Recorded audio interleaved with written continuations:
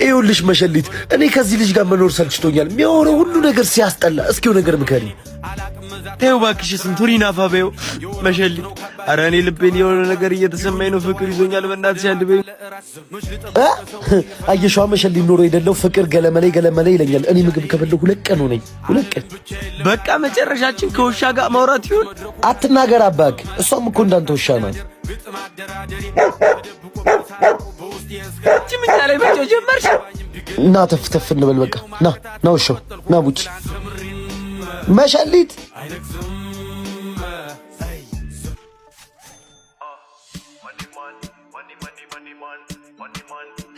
ጎረምሳው